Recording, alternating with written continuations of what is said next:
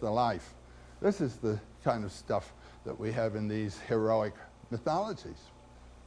Now we come to Ramses II.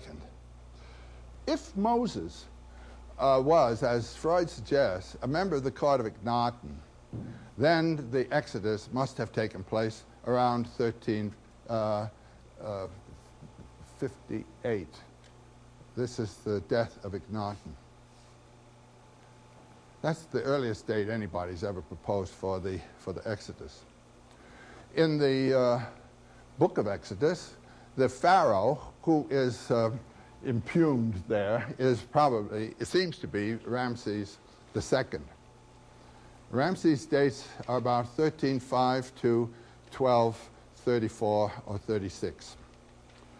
He reigned for a long, long season. He was enormously powerful. And I don't think any scholar would suggest that he could possibly have been the Pharaoh of the Exodus. Furthermore, he wasn't drowned in the Red Sea. He was entombed right here. This is the great pair of tombs of Ramses II and his favorite wife, who was one of his daughters. In Caesar and Cleopatra of Bernard Shaw, when Caesar meets Cleopatra, he has among his officers a British officer. And when he learns from Cleopatra that she was born from an incest marriage, the British officer expresses great shock. And Caesar says to Cleopatra, "Don't mind him. He's British. He thinks the laws of his tribe are the laws of the universe." So Ramses is himself among the highest deities now. And now with respect to the Exodus again. During the time of Akhenaten, who wasn't paying much attention to the empire, letters were coming written in Babylonian to the court at Amarna. They're known as the Amarna letters. And they were from the governors of the various provinces in Asia.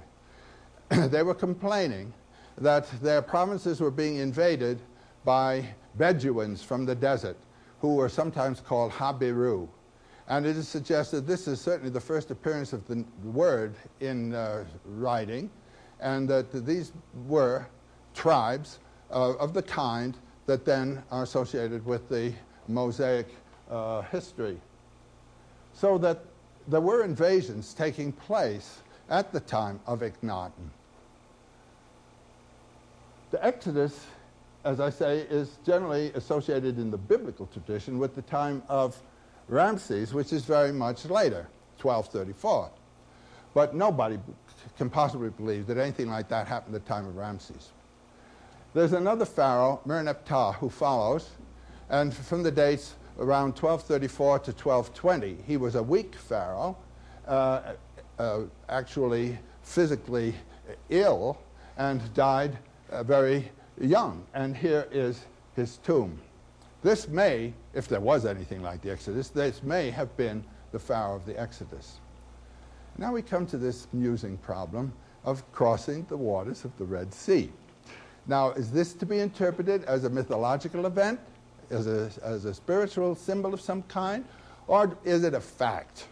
And I have so many friends that are saying, well, yes, they crossed in a shallow place and the wind was blowing in just the right direction, and so they got across. But then read on a few more chapters in the book, and we come to the Jordan. And we're going to cross the Jordan. And the waters of the Jordan pile up like walls on either side, and the tribe walks between. This is a mythological motif you'll find everywhere. The crossing of the waters. It's comparable to the Symplegades, the rocks that clash together. The pair of opposites have withdrawn, and we've gone through the middle. What came into Egypt? The patriarchs. Joseph through the well was the first. Mythological again. It was a dry well, but it was a well just the same.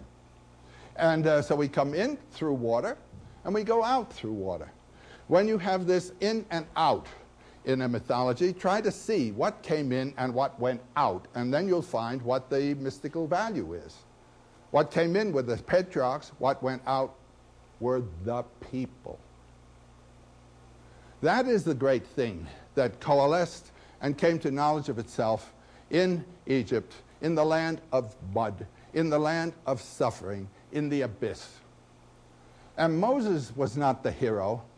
The hero of the Old Testament is the people. And they are conceived of as a unit. And one is a member of that people, or one is out. And this accent on the group, membership in the group, is entirely Near Eastern. In Europe, you get another accent. One of the problems in the European assimilation of Christianity was recovering and maintaining then the sense of the individual as a unique entity, and the translation of this group tradition into a tradition of individual realization. This is the problem of the Grail tradition in the 13th century of Europe. This is when it was pulled together in a new way. But this struck me when I was teaching at Sarah Lawrence College, where I think more than half of my students were Jewish girls. One young woman who had been one of the really most remarkable members of the class that year, in her last conference, she said to me, "You know, Mr. Campbell, if I didn't think of myself as Jewish, I wouldn't know my identity."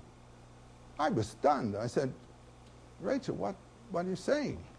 I've never thought of you either as Jewish or anything else but as Rachel. And suppose I were to say to you, if I didn't think of myself as Irish, I wouldn't know my identity." I said, "That wouldn't make sense, would it?" These are two totally different ways of relating to race. One in the way, oh yes, that's what I am, and all my peculiarities come from that misfortune. And the other is, no, this is my being. This is important to realize about the Jewish tradition. It has its roots here in the idea of a people. I had a really very moving experience listening to Martin Buber one time back in 1955. He was in New York, lecturing to a small group, a group about this size. For some reason or other, I'd been invited. I can't imagine why. But he was a wonderfully eloquent speaker, and when you realize that English was not his first language, it was quite a remarkable performance. But I didn't know what he meant by God. I didn't know whether he was using the word a good deal. I didn't know whether he was referring to the mystery behind all these galaxies, or to some stage or other of the primitive biblical deity who is transformed from one century to another in his character. Also, he paused at one moment to say, "It pains me to speak of God in the third person." When I told this to Gershom Scholem, he said, "Well, sometimes he does go too far." But so I raised my hand and I said, "Dr. Buber, there's a word being used here today that I do not understand." He said, "What is that word?" I said, "God."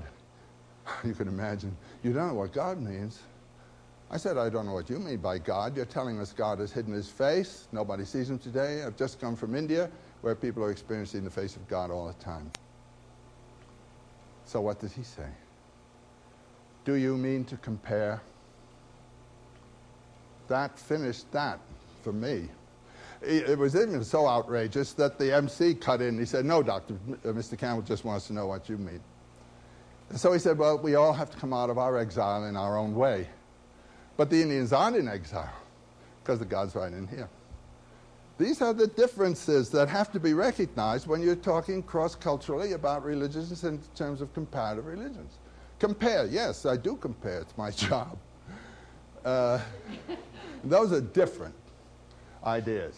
So what we have here is a tendency towards syncretism, accent on the universal deities, with then tribal deities who are the local patrons but belong to the larger system. You don't have different systems in different places. You have one great system with local ancestral patrons. So, where are we now? We have Joe's ideas, his interpretation of the Jewish myth. What other myths, what other threads of history come together to shape our Western worldview? What is the next chapter of this story of humankind? Join us next time for an initiation into the mystery religions of ancient Greece.